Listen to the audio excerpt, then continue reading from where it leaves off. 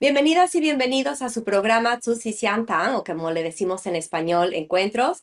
Mi nombre es Alejandra Mendoza Monlía y el día de hoy tenemos preparado una entrevista doble muy especial. Se trata de dos comediantes que han hecho stand-up comedy en China, pero lo que tienen de especial es de que vienen de un contexto hispano.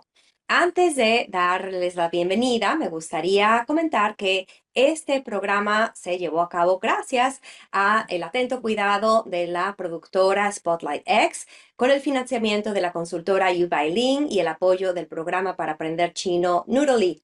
También, obviamente, con el apoyo de todos ustedes que nos ayudan a compartir y que nos facilitan algunos recursos a través de donaciones y otro tipo de apoyo.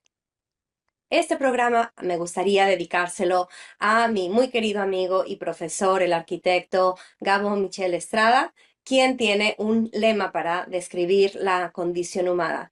Él dice que los seres humanos somos un Homo ludens, es decir, una especie que está inclinada hacia divertirse. Y entonces el día de hoy nuestro tema va a ser la comedia en China, hablada en español o con contextos hispánicos. Y para ello tenemos, como ya dije, dos invitados muy especiales. Den la bienvenida a Iván Camilo Machado, o Iván en chino, y también tenemos a Jorge Castellanos, Jorge, que es americano, ¿verdad? Con ascendencia en español. Muy bienvenidos, compañeros.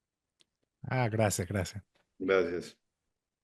Pues vamos empezando este programa preguntándoles a ustedes qué los trajo a China, qué estaban haciendo en sus países, de qué países vienen, un poco dar ese contexto y luego pues compartir con el público qué es lo que los llevó hacia China. Empezamos. Okay, Iván. thank you. Gracias. Yo te contesto en español o en inglés. We can, oh, by the way, we can speak English because it's much better. Go ahead, Iván. Okay, I came to China after my divorce. I was married for 7 years, and I decided that I needed to get as far away as possible from my life, and there's nothing further away, it turns out, than China. And little did I know, not only was China gonna heal me, but it was also gonna bring me the opportunity to learn a new craft and something that I became very passionate about, um, which is comedy, of course. In China, I met my wife, Yolande, with whom I do comedy as well.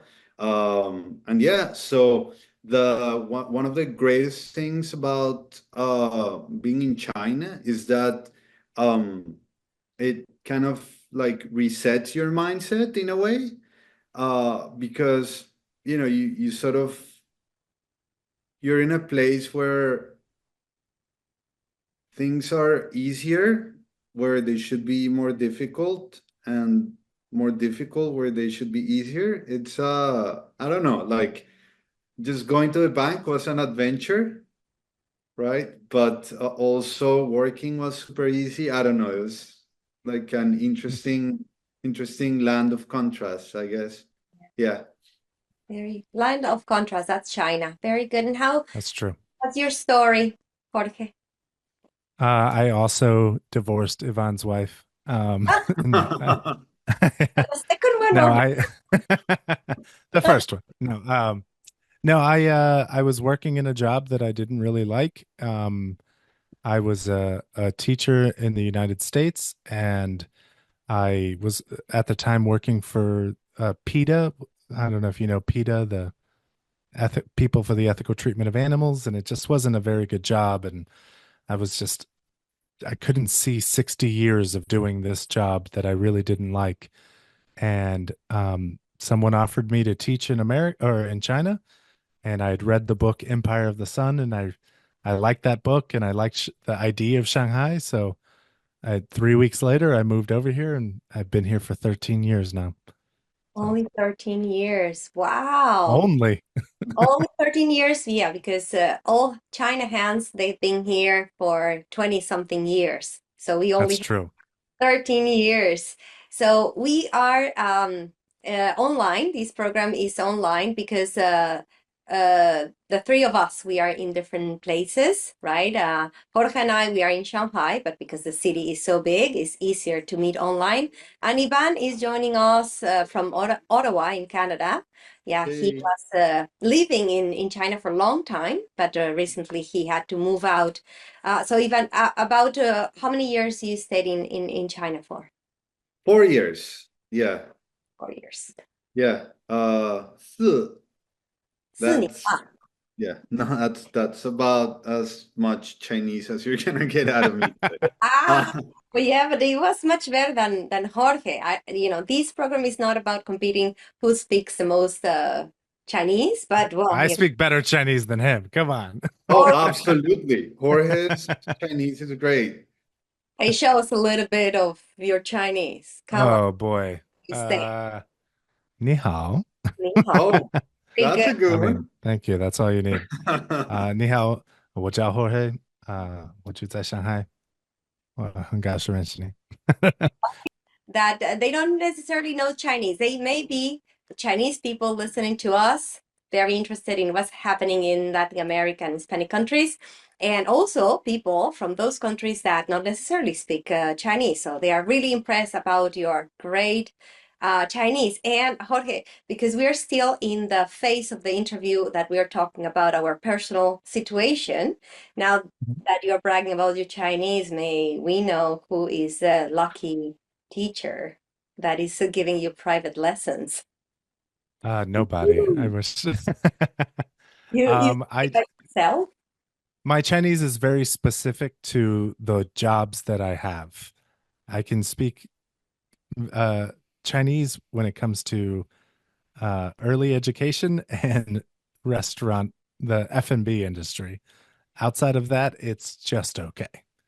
Yeah, but it's more than enough of what you need to get That's along true. in. Shanghai is also a very special city. Everyone speaks English well enough where it's unfortunate, but a lot of people can get by without learning. Yes, Ivan? Yeah. No, that I did. Like But I you never learned Chinese. My wife speaks Chinese really good, but Really well. Yeah, she's really good at it. Yeah. Well, and that's the point. Well, Jorge said, well, it's unfortunate. Unfortunate if your goal is to learn Chinese here in China, and you land in Shanghai, that you can hear any other language but Chinese, right? Mhm. Especially the local language, the local dialect, the Shanghai Hua, right, is spoken by many people. So, but it is actually very positive for you guys because what you were doing in Shanghai, and Jorge, I believe he's still doing in Shanghai, is actual stand-up comedy. That you don't Mhm. only need to have an audience that can perfectly understand what you're saying, but you get the idea, like get the humor. So we want to know like how you guys got involved into Chinese, stand-up comedy in Shanghai because you did not come from these backgrounds, or you were not doing stand-up comedy back in the States or back in Colombia. I didn't I was on a morning radio in the United States. So it was the beginning of being funny. So we did a lot of bits and silly things on the radio.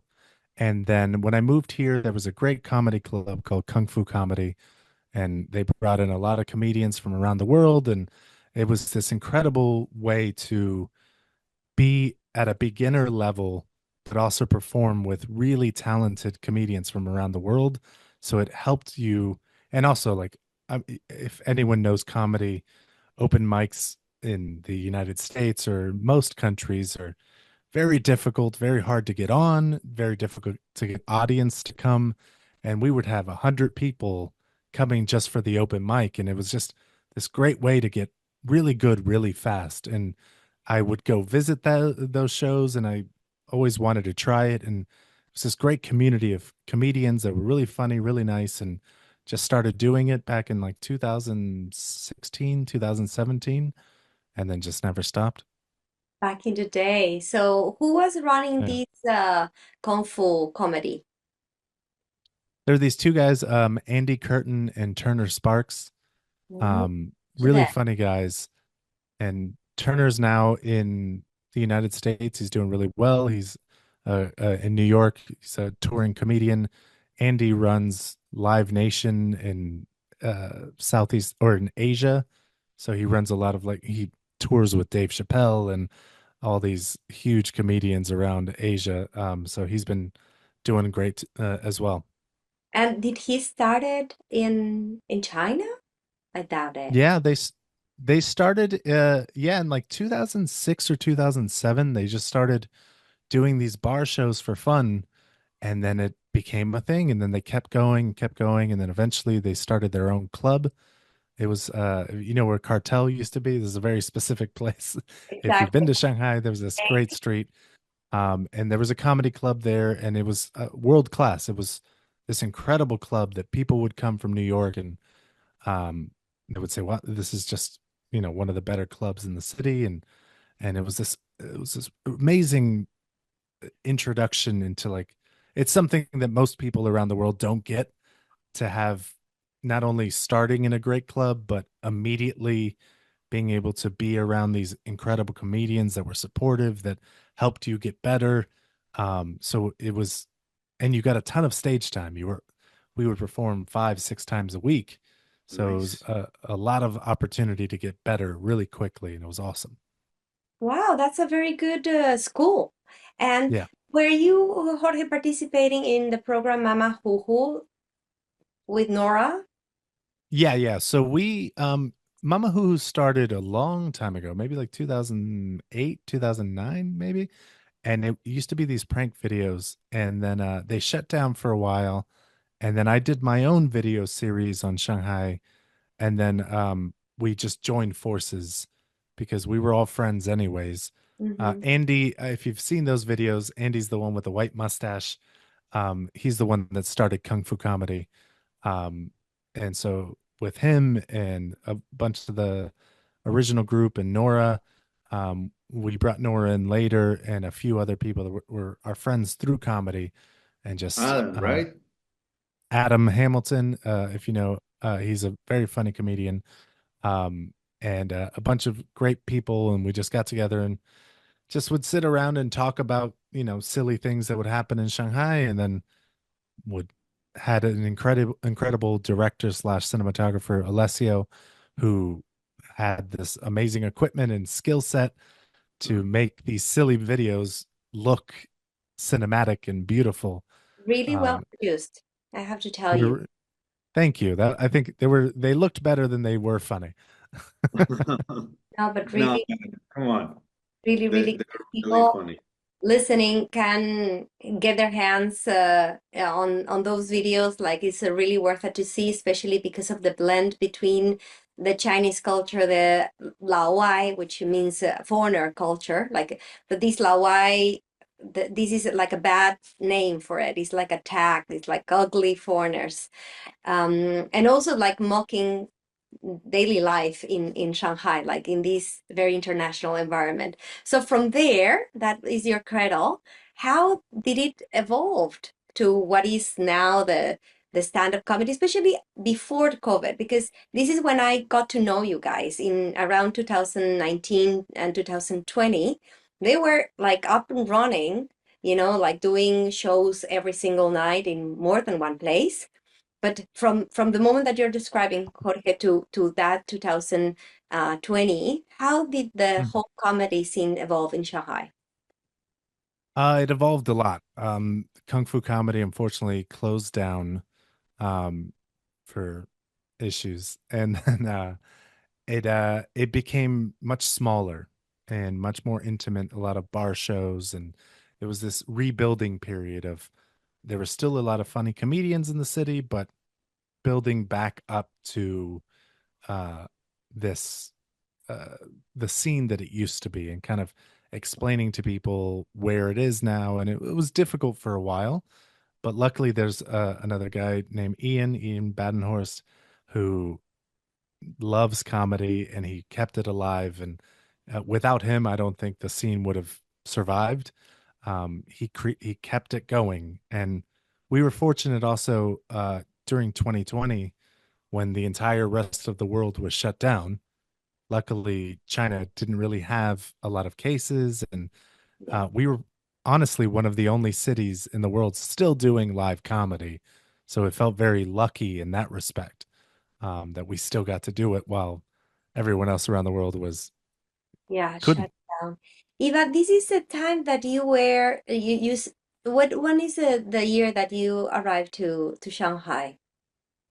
In 2018, that was in Kunming. I did my first show like a year after I came to China, and it was a disaster. Uh, then I moved to Shanghai, where started seeing that what I was doing was in comedy. Uh,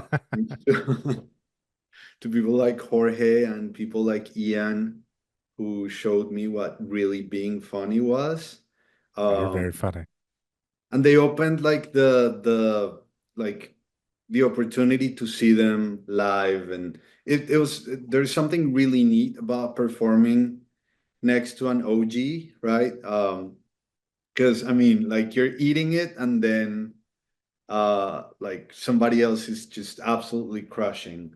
But it's so good to see how how when you're a seasoned comedian you handle the energy. Does that make sense? Yeah, I guess I've been gone for a couple of years, and I was in China for four. So yeah, so six years. Yeah. I had the same thing. When I first joined Kung Fu Comedy, I'd be doing very poorly, and I'm like, oh, it's the audience. They're not very receptive. And then you see the great comedians go on, absolutely destroy the crowd. Everyone's crying, laughing. You're like, oh, it's me. it's it's I need to get better. Yeah. No, like how do you? I'm sorry for asking a question, but I'm a big fan of Jorge's. Be quiet. Does it hurt less to bomb now? Yes, Okay. because the biggest thing, the good and the bad of the Kung Fu Comedy is that it was so well run. It was run like a New York comedy club, and you weren't allowed to be on the weekend shows unless you were invited, and you did well enough X amount of times before someone called you and said you've made it to the weekend shows. And it was this, I remember when I got the call, I was sitting in my house like, yes, I made it. And it felt like you were accepted into this club that was very hard to get into, because a lot of people couldn't get into it. Um, and it was it was so hard to bomb in front, because those rooms were always full. And so it'd be 120, 130 people, and you just wouldn't do well.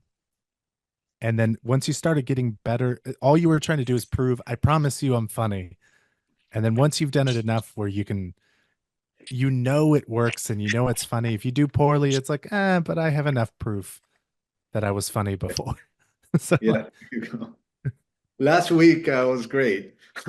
yeah, I mean, it's there's definitely a lot of people in Shanghai that see me on the street and said, "Oh, that guy's not funny," because they only saw me on a bad night. But it's okay. They'll come next time, hopefully, and see that I'm okay. I Sure. remember that I met you guys around the year 2019, probably 2021, right around that time. And it was a little bit difficult. Yeah, I remember it a bit different from Jorge, because I remember that, yeah, of course, we were not locked down as other places. Yes, but there was a lot of restriction, especially when you wanted to hold like a more than 20 people audience, like, and you had to respect like sitting everybody like with enough space among themselves, among the chairs. So it went Mhm. down. And also another thing happened that there were more like attention about what you were saying on stage, especially if it was a paid event, things like that. So it went a little bit down. But at that time, I really, I was never inside, but I participated a couple of occasions in the open mics. But I could see that it was good, well organized. It was not massive as Jorge describes, but still back in the day it was pretty well organized, Mhm. and still they were, everybody was very supportive, and you can feel that there was this kind of school. So would you guys want to describe to us what sort of school did you guys found in Shanghai that makes you as good as you are now? Um, a lot of it, the 2020, 2021, and honestly, still to this day, it's, I'm sure you agree, a lot of it was Ian. Yeah. Ian Badenhorst is this great comedian. He's very funny, and he worked so hard at cultivating new talent. Um, I he and I kind of started around the same time, so um, he I should have helped more, to be honest. He did so much work at helping new comedians get better, and honestly, I think everyone from 2020 on owes a lot to him. In one, he organized all the shows, he brought all the equipment, he brought the audience in, he did everything. He would meet with comedians afterwards, work on their jokes, and here's what you could try instead, and just modeling what good stand up is. And I think that was the most beneficial for a lot of people. Yeah, I I remember don't know that about you. group. What surprised me is that American stand-up comedy was not really represented in Shanghai by Americans per se. Like there were a bunch of people from many places. Ian, the person that we were talking about, he comes from South Africa. There was another Mhm. American Mac, and Yeah, a few others, right? Like Ivan also, like from Colombia. Jorge. also a lot of Chinese people doing a lot of Chinese the comedy scene in Shanghai is very interestingly disproportionately women to men. It's There's a interesting, lot, right? Well, and China had, yeah. it's a lot of Chinese women doing like American style comedy, which is great. They're very funny. It's just funny because it's usually in other countries there's the issue of the opposite. And Exactly. But there's a lot of very funny women in Shanghai. yeah, and the community, that little school that we're talking about, actually was composed by Lian, right? And Hmm.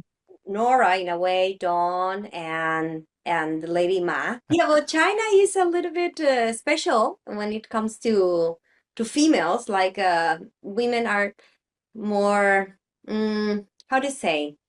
They don't they're not that aware of the glass ceiling above the heads. They sometimes are, right? But the glass ceiling is a little bit thinner here in certain sectors, and of course like comedy is one example where they are thriving. And also other men, like this let's be inclusive. There's Chinese comedians, Hmm. male comedians that are also participating in this little school, getting better and better. I mean, a lot of the most famous comedians in China now that are all over TV and advertisements all started with kung fu comedy because kung fu comedy was kind of the original. I mean, they taught a lot of the Chinese comedians how to do comedy because it was such a new art form in China that it was shown. I remember the original Chinese shows at Kung Fu Comedy where the beginning was explaining to the audience, okay, after the joke, you laugh. You don't need to clap. You can just enjoy your like. There was a lot of time spent through like Storm Shu, Li Dan, a lot of these bigger comedians that are like super famous now, having to explain to them what comedy was. And then now you see them all over TV. You see them on the elevators and the advertisements and stuff. It's funny because they were just brand new, also learning as we were learning too. It was great.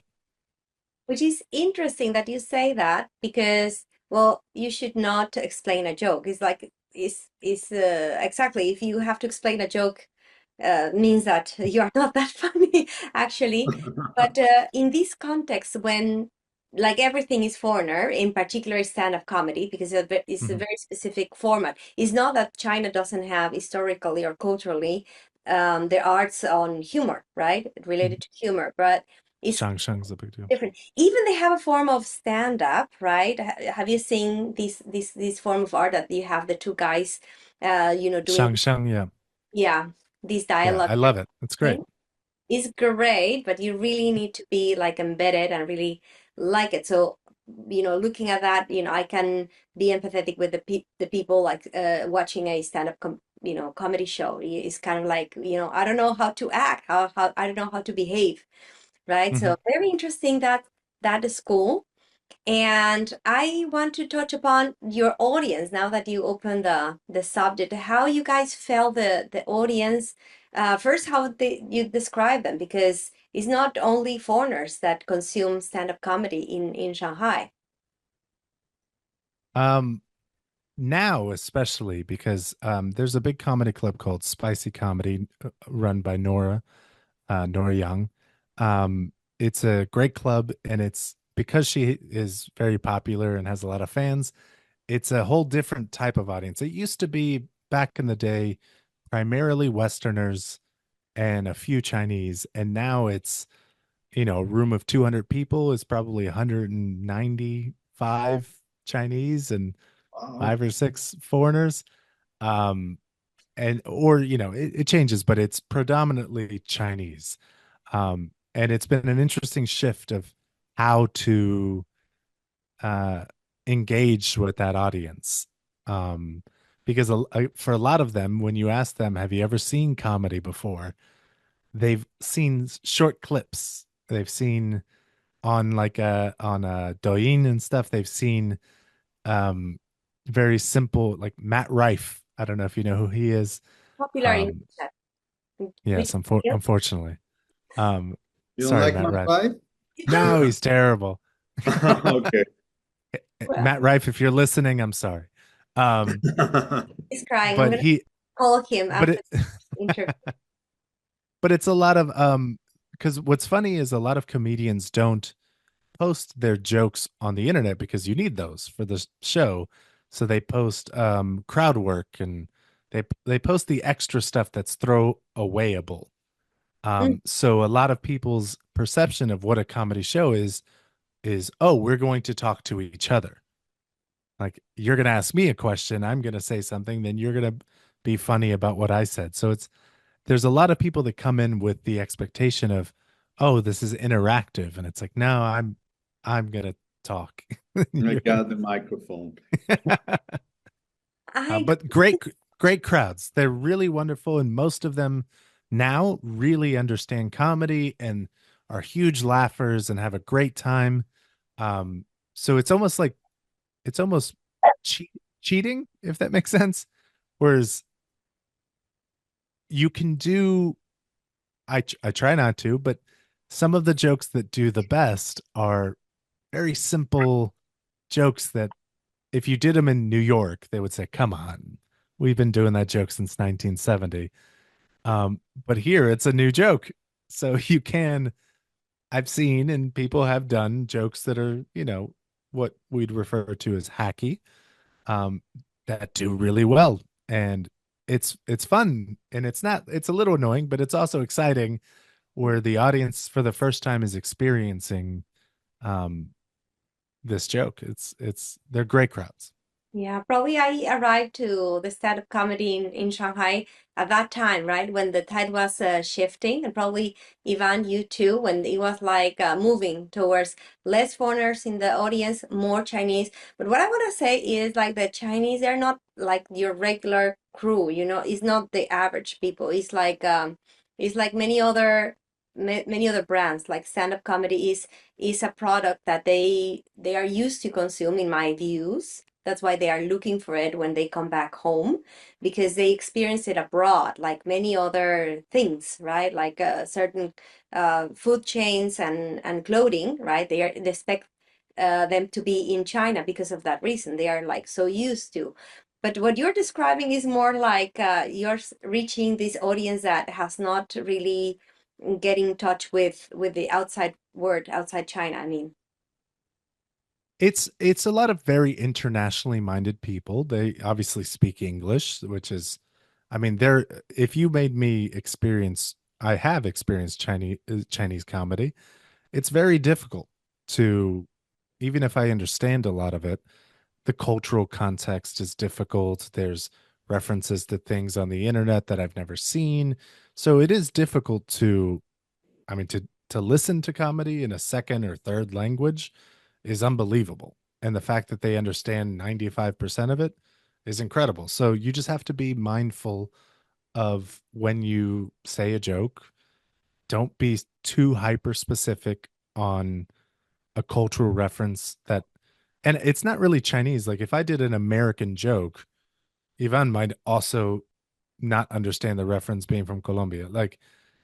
Yeah, we have people from all over the world. If a German person's in the audience and I'm talking about some thing that happened in the 1970s in Texas, like obviously, that's probably that's what makes Shanghai a good stand-up comedy cradle. Like that's why so many outstanding comedians came out from here, because the having so diverse audience makes you, as you say, Jorge, aware of what is funny, right? Refine or like internationalize your humor.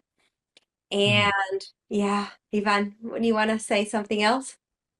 Yeah, like one of the challenges, I think, was to also have clean humor. You know, I think that people gravitate toward profanity because it's hacky and it's easy, and yeah, and then people are shocked and they laugh out of shock, you know. Mhm. But I guess building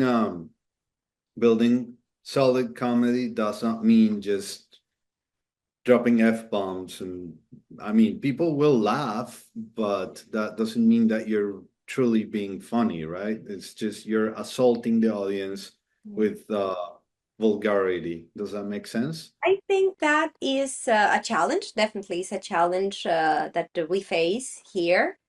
But I would say that is a good challenge because it push you to refine yourself again, right? Because everybody can do the D or the F word jokes.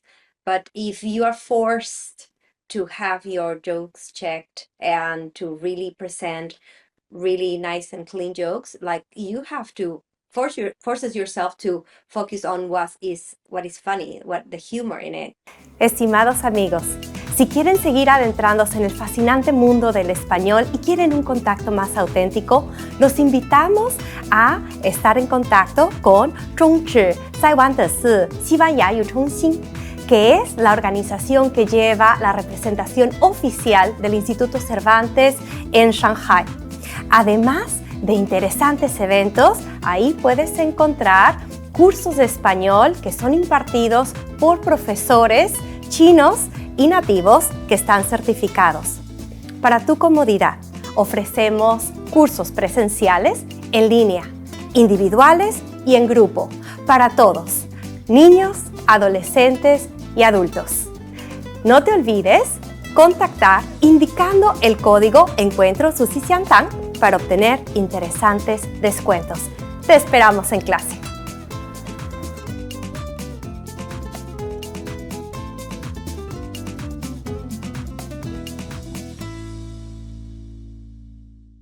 That's why it may be challenging, not in the way that you're not going to be welcome to the club, because actually what I experienced is that everybody was encouraging and welcoming because of the number of seats available, right? Mhm. To do open mics and stand up. But the thing is that you are required to be like super focused on the humor, right? The humorous part, and not, take it so easy.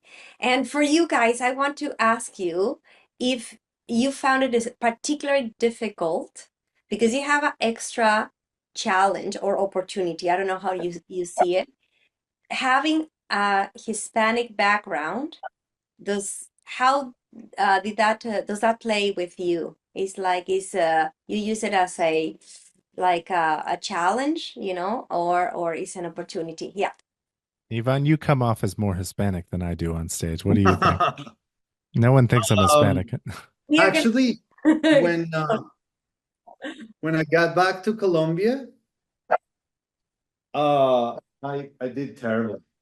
I did absolutely terrible. Like they were not getting my jokes. It was just so bad. Give me a sec. Come here, buddy. But why is that? Because you got so internationalized and now people were kind of like, you don't really sound Latin American, or what was the problem?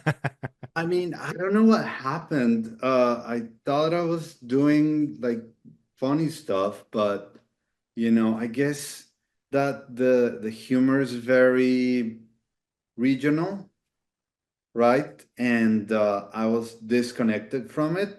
And I don't want to say like, oh, I was too international for the audience. No, I bombed, like I didn't do what I was supposed to.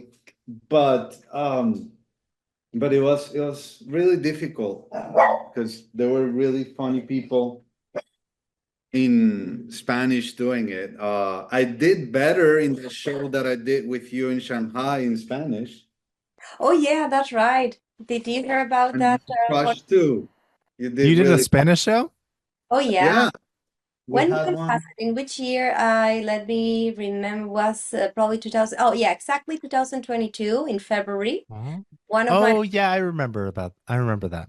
Yeah, in another place now that we are like bringing to memory all these places that are gone or changed. This one didn't close completely, but changed. Back in the day was the bar I Love Shanghai.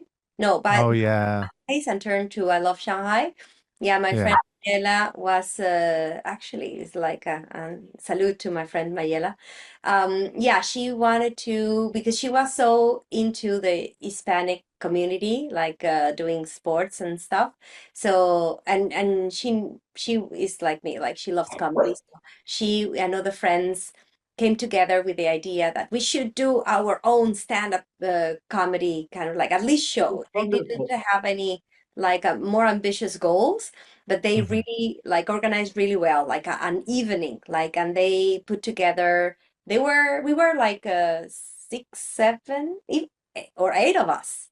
Yeah, so Ivan obviously Wow. Ladies, except for me. the big Oh, fancy. so yeah, he closed the event. That was one of the first ones. So you can, Nice. know, yeah. We did like It the was long. a really fun night. I'm, I'm sorry, guys. My dogs are out of control. It's okay. I can't really hear them that A much. second here. Hey, Winston, chill. Chill, buddy. It's okay. What's Like, happening?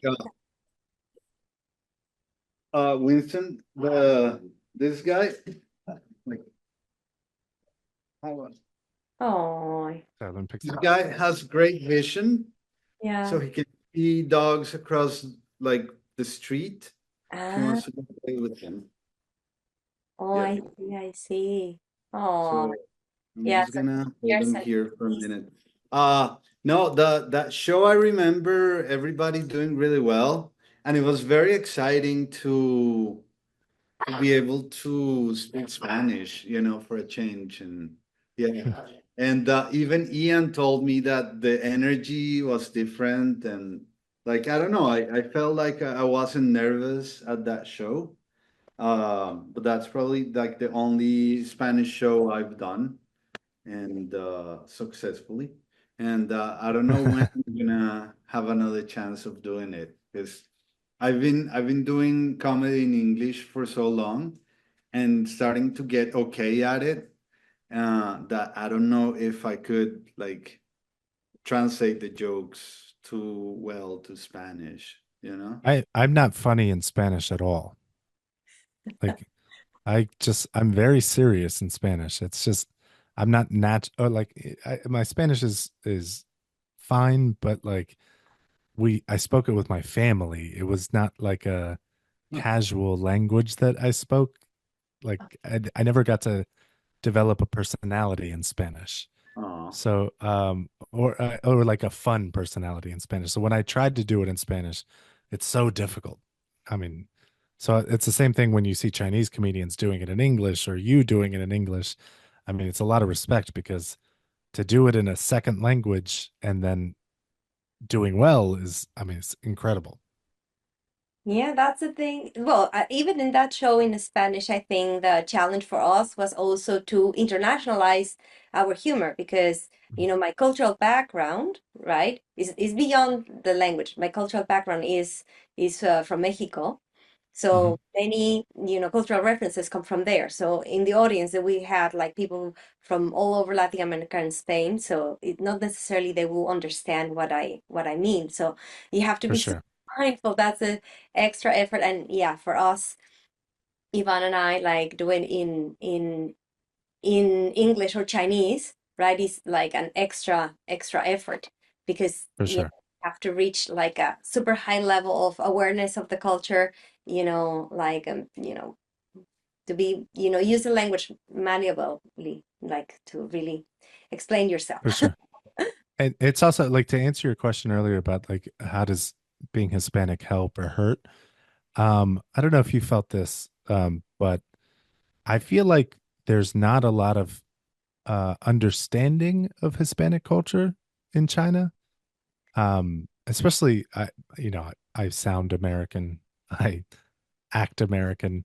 Um, to most people here, I'm just a white guy, which ironically in America, I'm a Hispanic guy, and here I'm a white guy. Like, but when I would try to bring up cultural references to being Hispanic, I found that they either worked well because just having kind of like an immigrant background was relatable. Mhm. Having if you're Chinese moving to America or Cuban moving to America, it's there are similarities there. But if you try to go hyper specific, like I'm sure your average person doesn't know a ton of difference between Colombia and Peru and different countries. Whereas similar, where we probably before we moved to Asia didn't know hyper specific of like Inner Mongolia is this and Korea is this and culturally this is different. So it you have to be more broad, I guess, with the ideas. Yeah, be much more open-minded. Well, that's the challenge because you have to be aware what is inside the mind of your audience, and what is inside the mind is that if you're a foreigner, the rule is like you have to speak English to begin with. You don't know anything about China. Like, is there's a whole stereotype.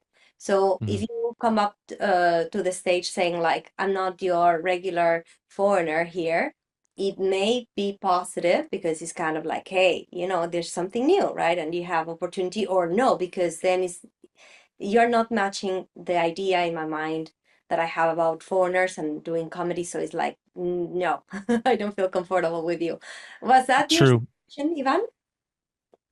I think that is also about the craft and the storytelling, like you're able to be a good storyteller and sort of in a few phrases contextualize people about what's going on, then people will laugh at what you're saying, but you need to do a little bit more work Mm-hmm. to bring that part of your culture into your act.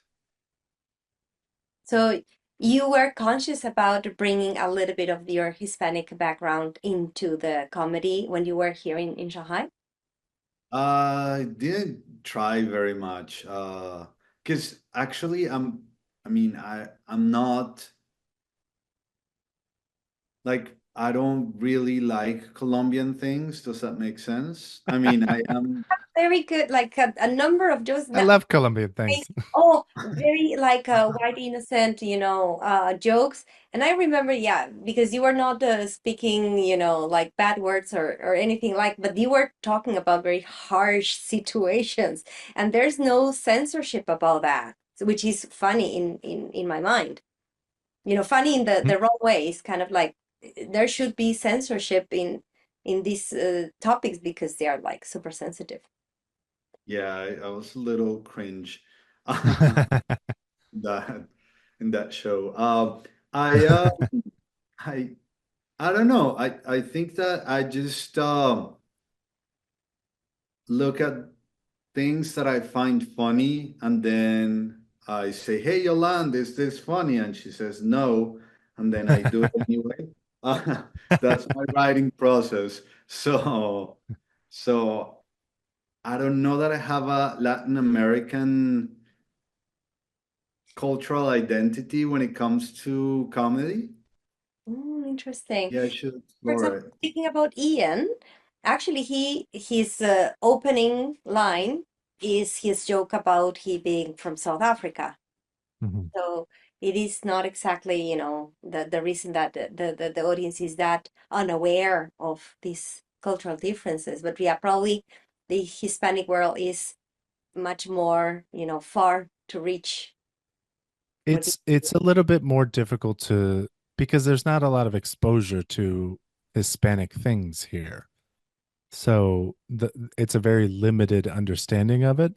So I have a couple jokes. Like I had one joke that I tried for years to make work about um how Hispanic people like that Chinese people don't know, but Hispanic people have more prejudices against each other than other people. Like how, like within Hispanic culture, it's like Mexicans have this feeling about Peruvians and this and like, whereas, to everyone else, we're all just the same. Yeah, And like it never worked and it never landed until I brought in the context of it's like people in Shanghai, the way they think about people in Jiangsu. And they're like, oh, I see what you're like.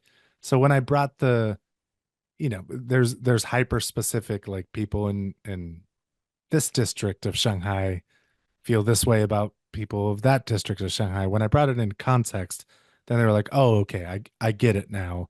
And it started to do well. So if you could just take your culture and then start reflecting their own culture in it, and they can then see the similarities in it, which I think help bridge that gap of, oh, okay, I get you a little bit more now. hmm Now, speaking about comedy and comedian with a Hispanic background, in another context, say United States, I think they're really successful. Like there's a number of big names out there. I'm wondering if you got like like yourself, you feel that those are your references when you are creating comedy What do you think, Yvonne? Do you have any American references? or international, uh, known, famous. I mean, I used to like that guy, the joke thief. What was his name? Carlos Carlos Mencia? Mencia. That was your guy? Ah, come on. Back in the day, I was a young man. Leave me alone. Boo. Uh, What I get a and lot that's is not right there's too. coffee Uh, social media here in China. hmm? Really? Fluffy, yeah, yeah, because hashtag probably we are not following the intellectual property rules as we should. So we have a Sure. lot of foreigner material. Fluffy is popular here? Interesting. Yes, yes, That's great. yeah, to the He's point funny.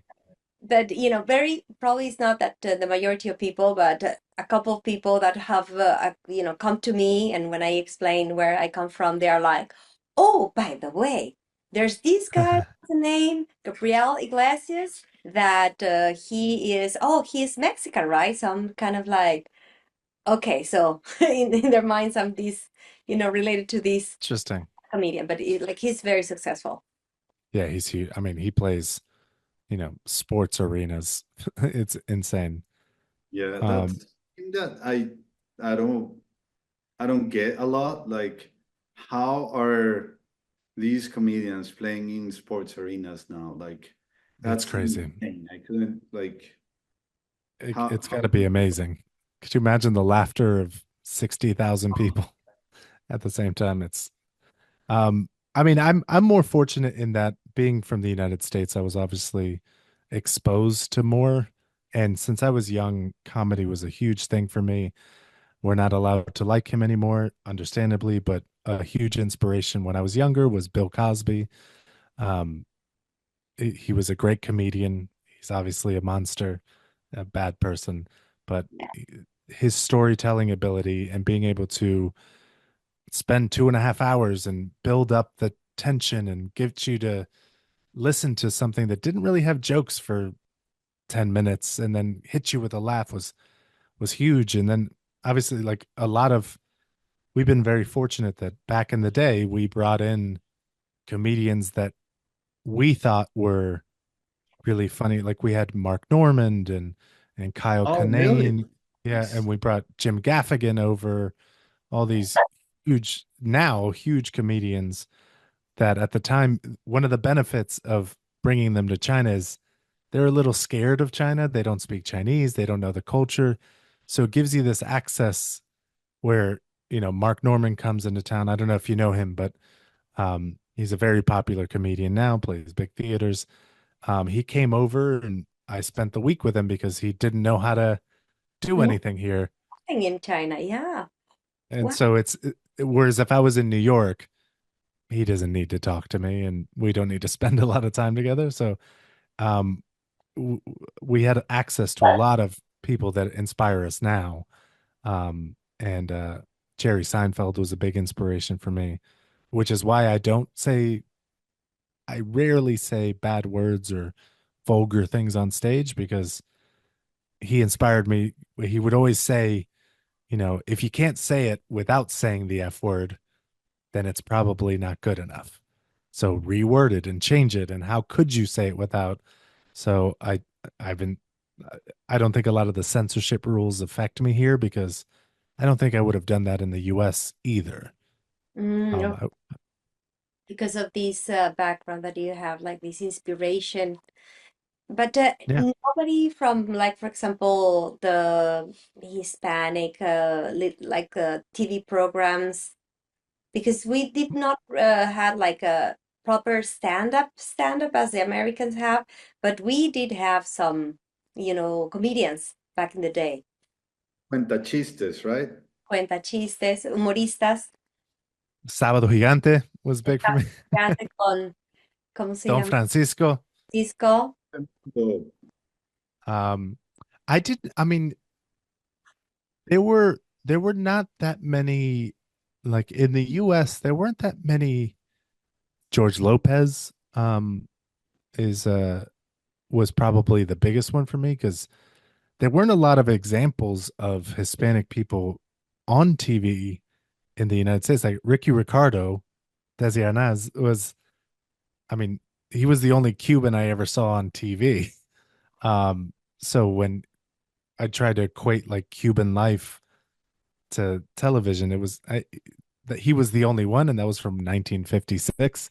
Um, and there was, I think, there's only been three Desi Arnaz, Freddie Prince, and George Lopez. I think are the only three Hispanic people that have ever really been the leads of a sitcom, and that's over the course of 70 years. Mm-hmm. So there That's weren't a that. ton of it. What about you, Ivan? Yeah, because we come from, different backgrounds in terms of different countries, but we may have like commonalities when it comes to humor. uh, I mean, maybe like I told you about Mac Phantom, like a dude that had like a microphone and made like some noises, like the guy from Police Academy. He was really, really funny growing up. Yeah, I Was like he Hispanic? no, not the guy from Oh, okay. Academy. Other dude that I grew up with. Oh, He was okay. famous in Latin America only. but yeah, he was really, really good. Yeah, and then Mexico has like the absolute like monopoly on for sure. stand-up comedy. It's just Are you saying that because of me? If it was a different absolutely country, no, no, no, say, no. Like like honestly, Costa like Rica? you get more comics from Mexico than from any other place in Latin America, I think. Yeah, it's a There's big some, country. Yeah, and yeah, yeah, yeah, the cultural it's a cultural powerhouse for Hispanic communities. Yeah. And a lot absolutely. of those shows also made it to the United States too through Univision and stuff like that. Um, like the Spanish channels in America would show a lot of the Mexican comedies. So that was my exposure to it, but it still wasn't like huge. Definitely. And speaking about influences, what's going on in the stand-up comedy scene here in China? What's happening? Um, Influences? Mhm. Interesting. It's funny because a lot of the scene now is Chinese women. So a lot of their influences, I think Ali Wong has been, there's not a ton of Hispanic influences. I think I'm the only one left with a Hispanic background. Um, well, no, that's not true. There's a new guy named Mariano from Peru. Mm, Um, that's funny. Um, and I think like a lot of female comedians from the US have influenced um comedians here. Sadly, Matt Rife has been a big inspiration for people. yeah, Um, the reference and that we just said. Hmm. and I will fight against it. He's bad. Super good. About perhaps something about him. But you would say that the comedy in China is thriving, is like a fertile land, or is rather harsh? it's it's interesting because as with most things, a lot of things in China go through huge spikes in popularity and then um, fall down. Luckily, stand-up comedy has been on a steady incline. It's been going up, um, and I think it'll stay around for a while because it's not just TV. It's something you could do in person. And what's been very nice with spicy comedy, the city has been very accommodating. They've seen it as this addition to the city. They're using it to promote tourism of like, hey, look, we're doing this cool international style thing. And so the city's been very accommodating and very friendly. And so I do see it continuing to grow. And Hmm. the exciting thing is it will be bigger and bigger as time goes on because the comedians will get better. A lot of the famous comedians here have only been doing it for 7 years. And as I'm sure you know, a lot of the best comedians don't get better until 20 years into Hmm. their career. So it's going to be exciting to see what it turns into um, when all of these comedians mature into like great comedians. It's going to be pretty cool.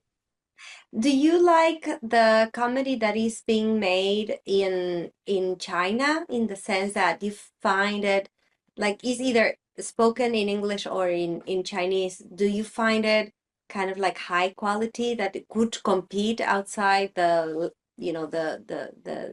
the borders of China? A lot of comedians, yes, because there's comedians like Alvin. Ivan knows Alvin. He's doing it in England right now, and he's doing great. And he's performing at the Edinburgh Fringe Festival. And there's comedians that have moved to the U.S. too that have been able to cross that barrier of just doing it in China. I think there are a lot of comedians that have gotten good enough, and I think the benefit is they get a ton of stage time here. So in the US, it might take 5 years to be able to even perform X amount of minutes of comedy, whereas the same amount of comedy can be done here in 2 years just because of the availability of stage time. And there's just not that many comedians. So you have a lot more opportunities if you really want to focus on it, you really want to get good. you have a lot of chances to get good at it. Yeah, Um, saying like probably in the future now with the Chinese moving around and China being more and more popular, probably the world is going to start consuming more Chinese comedy. it's honestly already happening. Um, there's a lot of Chinese comedy in the US at the moment. There's this guy Jesse Appel. He's an American guy, but he's fluent in Chinese, a very funny comedian. He owns a tea shop as well, and he does comedy all over America in Chinese only. Um, and there's also a friend of mine is in New York right now, and she went to Queens to go see a Shang show in the outskirts of Manhattan. So they're already doing a ton of Chinese comedy, which is awesome. And there's actually a growing scene of Chinese comedians just doing it in Chinese in America, which is really cool. Wow, so interesting. And do you know about, like, for example, what's their background? These, sprout out of the spicy comedy or any other institution like that, or they just, from a Chinese kind of like little school? Most of them, I think, are either immigrants already to those countries, um, and then do it in Chinese, and they also do it in English. Ben Frank is another comedian that did it in Shanghai. He does it in English primarily in New York, but he also does the Chinese shows in New York. So that's why I know about a lot of them. But there's a lot of just comedians that are either first generation American or just moved to America that do it in English, but also it's kind of the opposite here. It's we do it in English because that's our language, and then try to do it in Chinese, or over there, same thing. They do it in English, but then they speak Chinese fluently, and there's more opportunity because there's not that many people who can be funny in Chinese. So it's more stage time, and Jesse performs for like university crowds, and the entire Chinese community for Boston University will come out to watch him, and he does these huge shows to crowds all over America for the Chinese communities. It's pretty cool. Wow, so Wow. interesting. Yes, Ivan. I don't have anything to add. Yeah, Oh, I'm I present. mean, Why don't? I like I it's good that there's more Chinese comedy expansion. I just like whatever happens to comedy that's like positive toward growth, I support. Yeah, I just really appreciate the opportunity of being in front of a crowd that wants to listen to me, and that gives me kind of a sense of responsibility to try and be better every time I get on stage. And I think that if we cultivate that sense of curiosity and responsibility in performing, that would make the world a little funnier and better, like that people are trying to perform. And yeah, I For mean, sure. Chinese comedy is comedy, so welcome. Comedy releases tension, and it's always good when wherever you are in the world, you release that tension. And I think it's been helpful for people here. It's helpful for me. It brings me a lot of joy, and it's nice to see it expanding globally, and it's nice to see a whole new group of people that would have never experienced it otherwise being able to enjoy this thing that brings a lot of people a ton of happiness. So it's really cool. Yeah. Hey Jorge, I don't know how what is your projection to stay in China, for how long you want to stay in China for, but Hmm. uh, are we in the possibility to dream of the day that we are gonna hear a show with you, saying jokes in Chinese? I've done it already, Oh and wow. it was terrible. Keep doing it, man. Thank you, I do want to keep Jorge. practicing. The difficulty of doing it in Chinese is It's already difficult to be on stage, and then having to not only check your references, but also be thinking deeply about, oh, that's the wrong tone. Make sure it's this one, it's not that one. Like there's, it's not a natural thing. Like, for example, like I said, I speak Spanish and I still don't think I could be funny in Spanish. And that's a language I've known my whole life. So I I will continue and I will keep trying. And one day you'll see it and you'll think that's funny. But Yeah. so far, I Oh, think the laughs came from, oh, look at him trying. yeah. Not If I don't laugh, you can always say, Alejandra, your Chinese is not that good. You got it. That's what Thank- I told everyone. I said, Exactly. all these Chinese people, your Chinese isn't good enough. Thank you so much for spending time sitting down with me here and chatting about uh, comedy in China. It has been very interesting. And just to say that I really feel proud of you guys whenever I've seen you on stage because it's super, super difficult to do comedy. Just to do comedy in your mother tongue is super difficult, not to mention in a second language, let alone in a foreign country that doesn't have like cultural background. So yeah, you guys are like really people to be admired for, and really appreciate that you took the time to talk to us and this audience. And I really hope you all this success for your new ventures that you are pursuing. And for the people of the audience of this program, I'm going to shift to Spanish y decirles muchas gracias a todas y todos por acompañarnos el día de hoy. Les agradecemos todo su apoyo, suscripciones, recomendaciones, compartan este video con sus amigos y en caso que tengan oportunidad, por favor, háganos llegar sus donaciones para que podamos seguir manteniendo la calidad de estos videos. Por ahora, pues los dejamos y nos vemos a la próxima. Estimados amigos, a nombre del equipo de Susi Siantan Encuentros y su servidora, Alejandra Mendoza, les agradecemos haber escuchado esta entrevista.